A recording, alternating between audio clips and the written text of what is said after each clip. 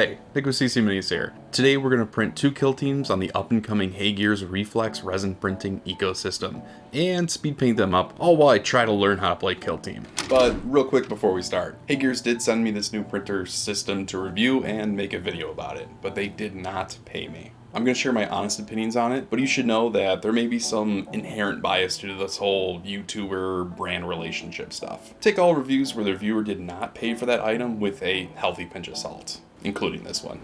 And over the course of this video, something is going to absolutely defeat me. Either the printer or kill team itself. Alright, let's do this. Heck yeah, the Reflex is in. Okay, gotta set it up. Probably do a bunch of test prints to get that resin dial in, almost certainly spill some alcohol, and make a whole mess of things. Alright, let's give this a shot. Now what should I do while I got this test print printing? Alright, it's time to learn me some Kill Team. This is a game that I've been wanting to learn for a long time. Luckily, my sister gave me the 2023 annual for Christmas this year. Thanks, Keela. So I should have everything I need rules-wise once I get those Kill Teams painted up. Let's dig into it. Oh boy. This book doesn't have the core rules. I'll pull up the official rules website. Wahapedia. Wait. How the f do you measure in triangles? Oh, print's done. Let's take care of that and we'll come back to this.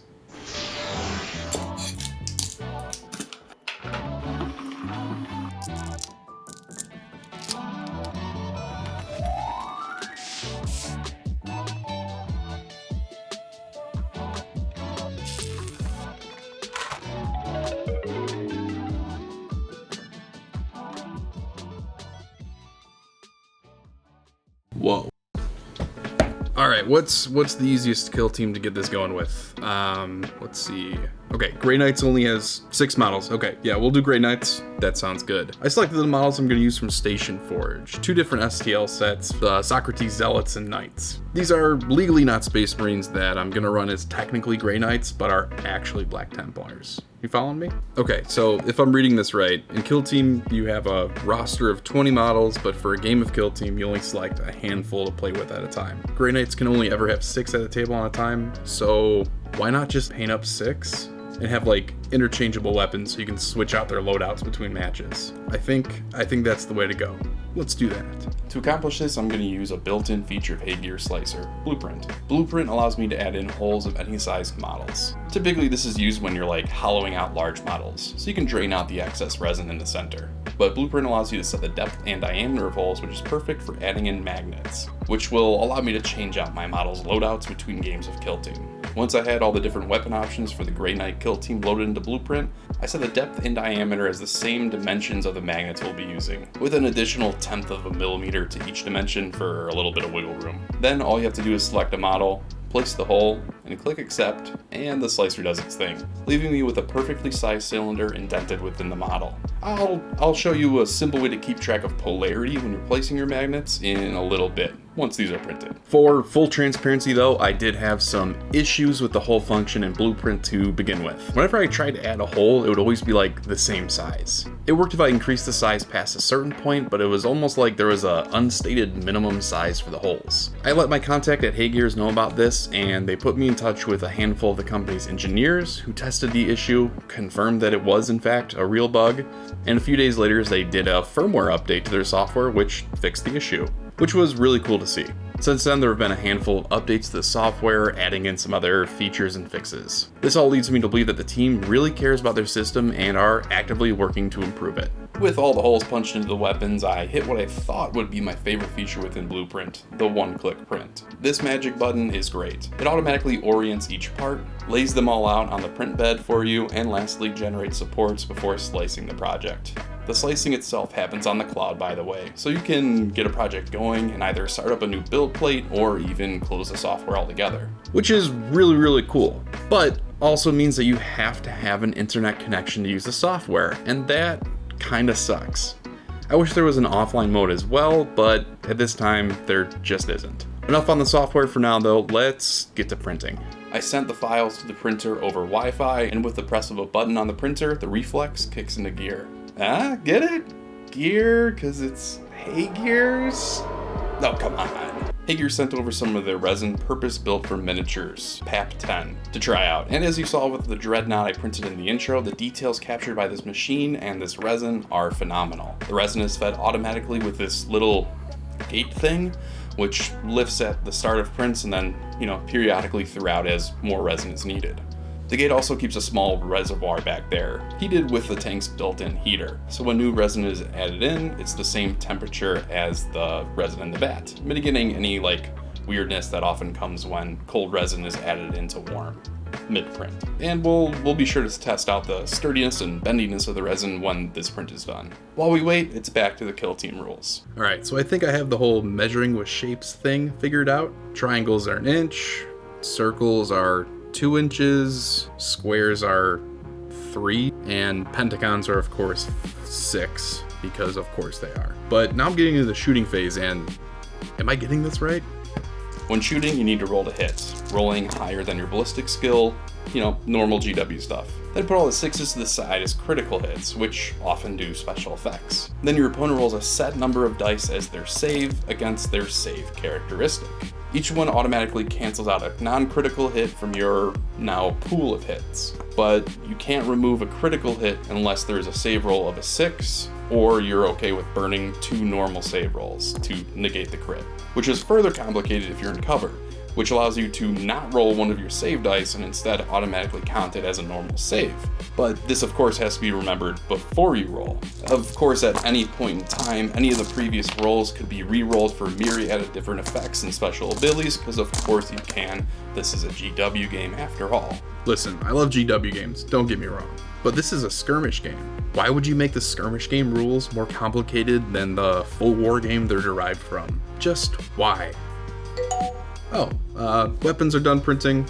Let's go check those out. I pulled the build plate off the machine and hung it slightly off axis to drain more of the resin before removing it from the build plate. Another feature of this printer. The build plate is perforated, which must help with the suction force of lifting or something.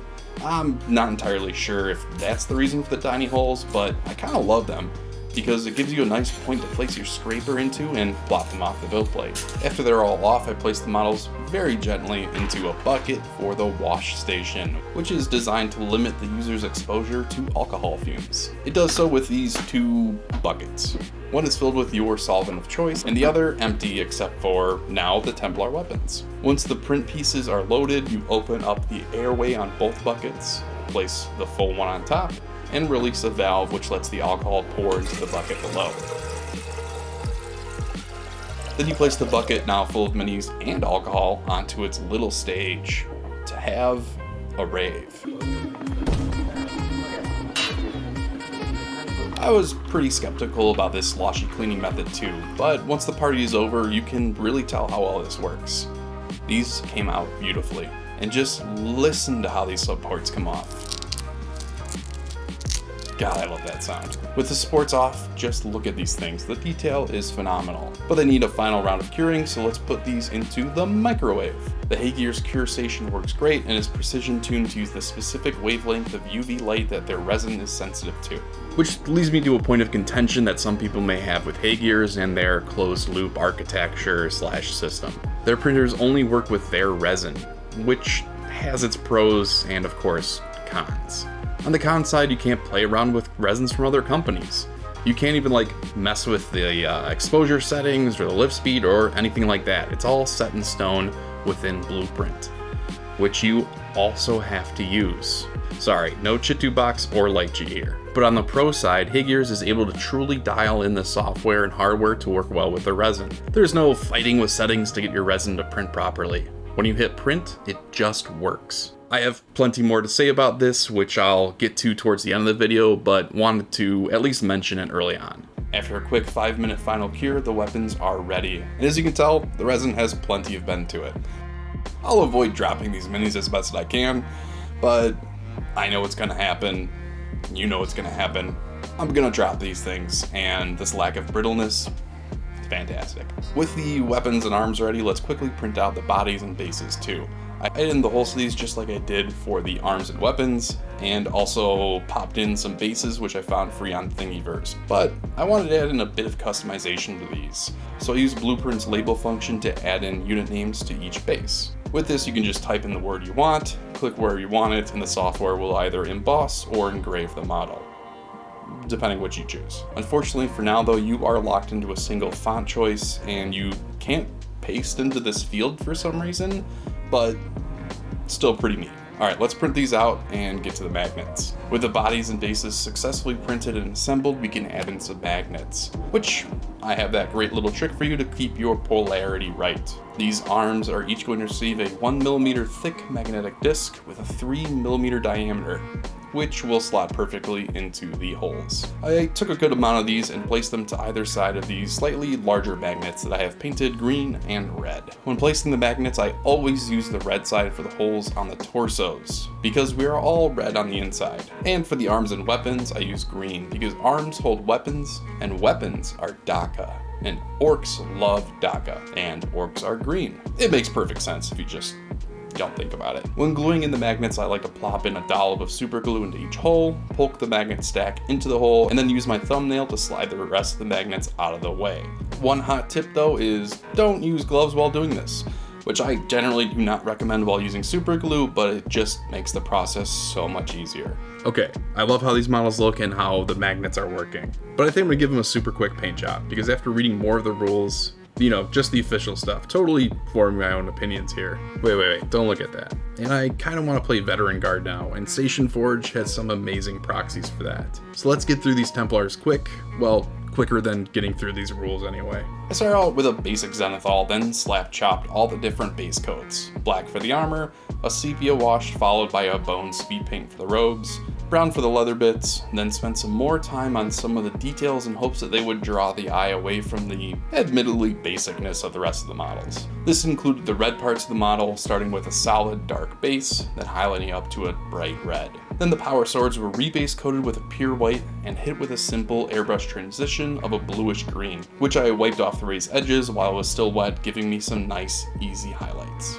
The falchions were also hit with white, followed by a yellow to red gradient, which was finished off with some sensual dabbing of coal black with a makeup sponge for some texture. With that all done, the Templars were looking good, but I needed some more deep shadows, and more importantly, some grime.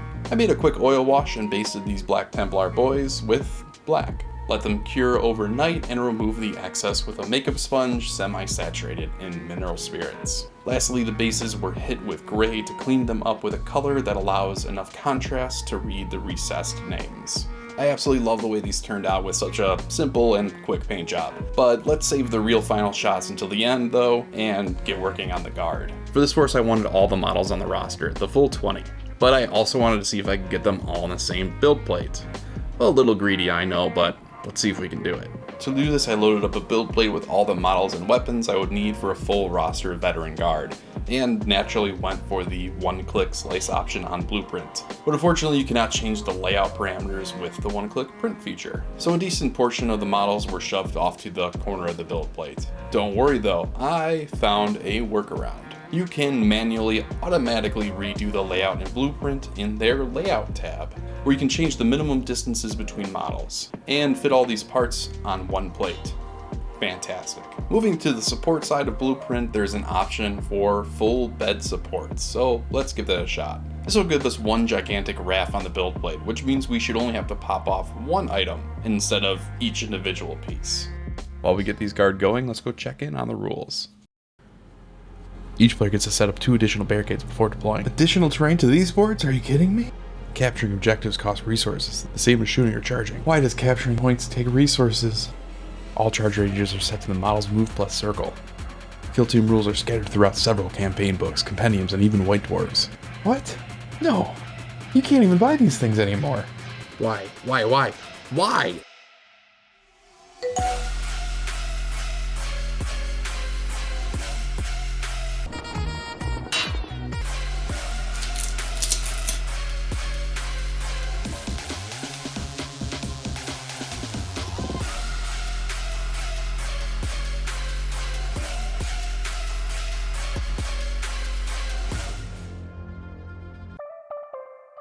I painted the garden in a similar way that I did the Black Templars, focusing on underpainting and then using contrast style paints followed with an oil wash. It's like a slap chop plus system that I'm developing, and I'm planning on doing a full video on this technique in the near future. So while I'm painting these up, I want to briefly talk about my experience with the Hagear's Reflex and its closed ecosystem overall. And just like contrast over zenithal underpainting, it just works. Often when going into projects with a 3D printer, print failures are a huge concern, but with this system, I have the confidence that whatever I throw at it will come out beautifully the first time I print it. And I know at this point in the video I've only shown you 3 prints, but over the past month of testing the printer, I've printed quite a bit more than that, and I've only had 1 print failure, which was my fault. See, when testing that tilting the completed print thing to drain more resin, I was a dummy and tried to see how secure it was, and I accidentally dropped the build plate into the vat of resin. Thankfully, the only thing that was damaged was the FEP and not the screen, because that sucker is heavy. The next print I had, the printer even warned me that something was out of whack when leveling, but I decided to proceed anyway, causing that failure. The printer also comes with a spare FEP pre-installed into a spare FEP frame, which means switching it out was a breeze and done very quickly. Which brings me to the other thing that I absolutely adore about this printer. It saves me the one thing I can never get back: time. The FEP is a microcosm of this. Instead of needing to take the time to remove the frame, then take out the old FEP, add in a new FEP, cut the excess off, then reinstall the frame back into the vat. Instead, with this, you just switch one frame for the other.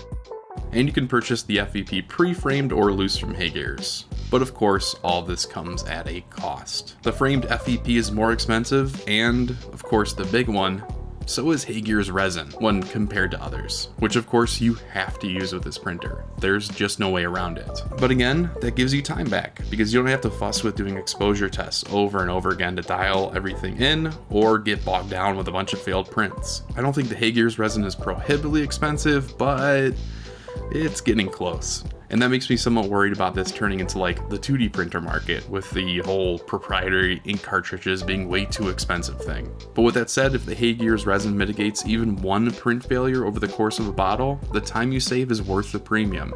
At least to me. All these little things save time, which can be spent learning new game rules, actually painting the minis you print, or hell, even making some money. The Reflex system prints so consistently that you could even use it professionally, which makes perfect sense. Hagear's is actually really big in the professional resin printing realm, and even makes printers used in the dental industry, which help print orthodontics and dental implants. And I know for a fact, to be a player in that industry, your stuff needs to work really, really well. And with that, my friends, we are done. Huge thank you to Hagear's for sending over their print system. It has been a pleasure to work with so far, and so has the Hagear's team. If you want to check it out for yourself, there is a link in the description of the video. Huge shout out to the coolest people in the world, my patrons, who help support videos just like this. If you want to learn how to speed paint models insanely fast, check out this video right here. Until next time, y'all, stay healthy and take care. Bye.